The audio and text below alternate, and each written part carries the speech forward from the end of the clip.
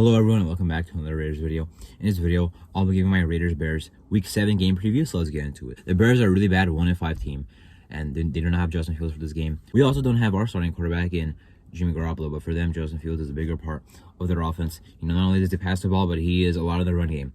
And even if for their actual running backs, Khalil Herbert on IR. Roschon Johnson has a concussion, he's out for this game. So now they're down to Dante Foreman, have Travis Homer, have Darrynton Evans, but down to, good running backs. Or at least solid running backs. In a game where they need a running game to help them out, with a UDFA quarterback and Tyson Bagent, who even then was not the smoothest prospect. It's not like he's a pretty solid prospect that just slipped, into the undrafted free agent, pool. I think he wasn't a very good prospect in the first place.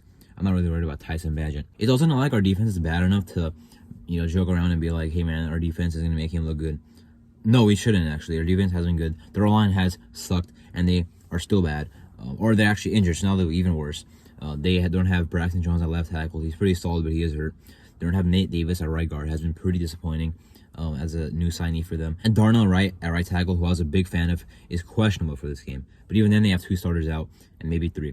We have to absolutely dominate. They cannot run the ball on us. Last week, the Patriots did pretty well, Zeke and Stevenson. So we cannot let the same thing happen here with, Foreman and Travis Homer and Darrynton Evans. Cannot let that happen. And no Justin Fields either to run the ball for them. And Tyson Bagent not really a scrambler from what I know about him. So cannot let them run the ball on us. Passing the ball, it would be embarrassing if they do. DJ Moore has had a nice season. Half his production has came from that one Washington game. But even then, the rest of his production came from the other 5 games. Still not a bad season if you even exclude that Washington game. DJ Moore we know can be a dangerous weapon. Got to watch out for him. But could see Bagent feeding him. Because I don't really know if he'll come in and just start throwing the ball to different guys, or I think there's more chance he'll log into one guy, and that one guy would probably be DJ Moore. Darnell Mooney has not been good this year. Cole Kmet has been solid, 240 yards, 3 touchdowns. I got to keep in mind. And then, other guys haven't really done much. They do have Tyler Scott starting a rookie, but he hasn't really done much this year. And outside of that, they don't have guys that have done much either. Velvis Jones Jr., the second-year receiver out of Tennessee, has not done much either. So their offense is very bad overall. They can't run the ball mostly without Fields. Or Khalil Herbert. Their O-line is not good. They have missing pieces. We should absolutely stuff that offense. Now for their defense, they have some players. The D-line, first of all, is pretty weak. Unique Ngakoue obviously can get after the quarterback, as we've seen when he was on our team, but not the best run defender. Andrew Williams can stop the run, as we've seen when he was on our team last year. Was a pretty good run stopper. But besides that, they don't have much. They do have rookies, Gervon Dexter and Zach Pickens, but they're not too good.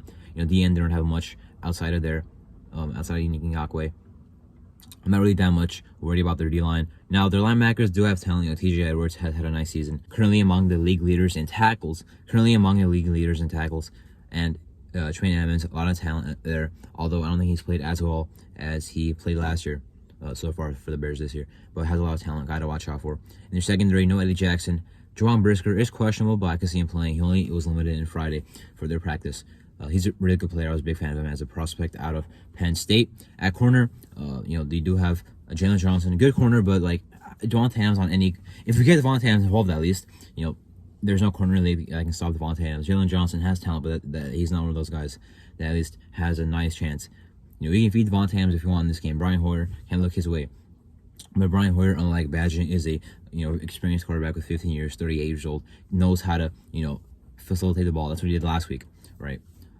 In the half that he did play. Among his 6 completions, I think he only threw it to Adam once of his 6 completions that he had in the second half. So I can see him getting the ball to other people. But if we do have to, I know we can force feed Davante Adams. The run game has to be there. Their D-line is weak. Our O-line, I know, has not been good this year, but at least if we can finally capitalize on one game, it'll be huge. Now, to be honest with you, I'm not expecting us to do that. I'm saying it's a possibility, right? The Bears D-line, at least, we can definitely get some movement. I don't expect a big game from Josh Jacobs, but I do expect us to run the ball a lot. That's what we did last week, 25 carries. Only 2.9 yards a carry or whatever it was, but, still got 25 carries, obviously.